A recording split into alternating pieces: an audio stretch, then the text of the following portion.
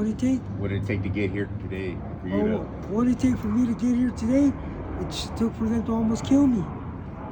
For God to, finally say, you know what, Manuel, this is it. I'm done playing with you.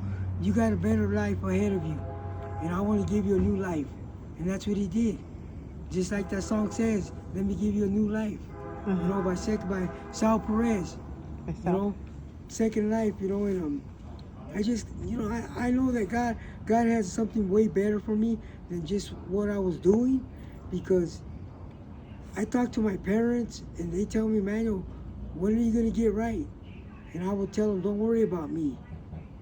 But was it really me? No, it wasn't. It was the drugs and alcohol. And rebellion. Yeah, and being me, like, no, you ain't telling me what I can't do. And then I was married twice. My wife died. My wife was, man, there's just so much to say about my wife. She was a beautiful woman, a grateful woman. She was a woman that she taught me how to be the person I am today. She taught me how to work. She taught me how to be responsible. She taught me what I needed to do to survive. And she got me a job, took me to work every day until I finally she bought me a car out there. And after that, I just did it on my own. I learned how to do everything on my own. And I was scared when I moved in with Pauline, when Pauline helped me. But it's just, I'm grateful that I got Pauline, I got you, I got Rick, you guys in my life, because without you guys, what would I be doing? I'd probably just say, forget this, I'm gone. Have my friends pick me up and go back to what I was doing before, but do I want that? No, I don't, because that life never got me nothing. Got me nothing but trouble. I spent most of my life in jail since 1978. I've been in jail time. I started out as a juvenile at 10 years old, all the way till 50. I'm 58 right now. So all the way till I was like 50 years old when I finally got out, because I've been out since then. I've been out over 5 years without getting in trouble until they found me dead on the floor. And then that's when I woke up. And that's when I realized that there has to be something better than what I was living. And God told me, you know what, there is something better. Read this. And I opened up the Bible. I just opened it like that, let it open to where I was going to read. And I read right there where he says, you know what, I will walk you through anything you need to go through. Just don't give up. And I told myself, I'm not giving up, because everybody that I know that are in church, they're all like, man, Manuel, you out of anybody, everybody knows you, and you're like one of the nicest persons, you're one of the meanest persons, one of the ugliest persons, but at one point, what do?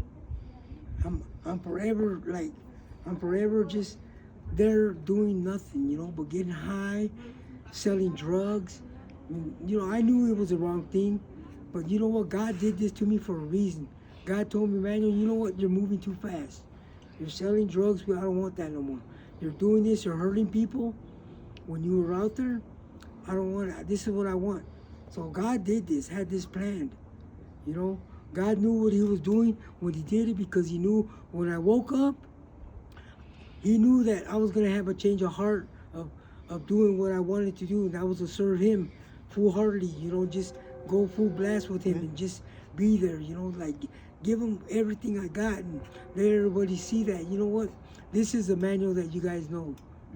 Not the ugly one, not the mean one, not the one that didn't care, but the one that serves God and is loving, caring, and just joyful, And How's your health today? my health today is great. I'm in better health. I can walk now. Not paralyzed no more. I can walk now. I can talk. They're gonna do on the 13th. They're gonna go inside my head again to see my brain, and my leg is a little messed up still. My hand's still a little messed up, but it's not too messed up. But I'm able. My health is good. I got high blood pressure. I got thyroid problems. I got my track was taken out of my throat. That's probably why my voice is the way it is now. But I can honestly say that I'm blessed. God has saved me from death, and has gave me a new life. And there's nothing more better than that. You know, I'm grateful for that. I give all the honor and glory to Jesus Christ, you know. Amen. He's the only one that can do this, you know, and the ones that are gonna know are the ones that have been through it like me. And God is good, you know. He's just, man, he's amazing. He just, I tell my mom, my sisters, and that I want them to get into serving God, and they tell me, okay, when you get out, man, we're gonna do it. And you ain't gotta wait for me to get out. You gotta just wait, just go do it.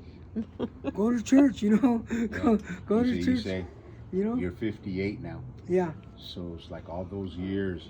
If you knew back then what you know now, what would you be doing back then? Serving God. You know, I'd be serving God because it was something that I wanted to do. You know, I always wanted to do it. My first wife, Melissa, my two daughters that are in Utah right now, she always told me, Manuel, let's go to church. And I was too involved in drinking and running around the streets in 99 acres, running them streets right there and doing what I thought was right, you know. And I told her, no, we're not going to do it. You can do it. My daughter, Adriana Mariah, was born. And then that's when they raided the house. I had Ariana on my chest. I was like on the couch, and the cops were looking in the window. They seen me right there, but they just looked at me. They seen I had my baby. And then, because she was born on May 5th, Cinco de Mayo. Her and my wife are on the same day, their birthday, May 5th. And my daughter Anna Alyssa was born November 4th. And my daughter Jessica was born November 17th. You know, my daughter Michelle was born July 12th.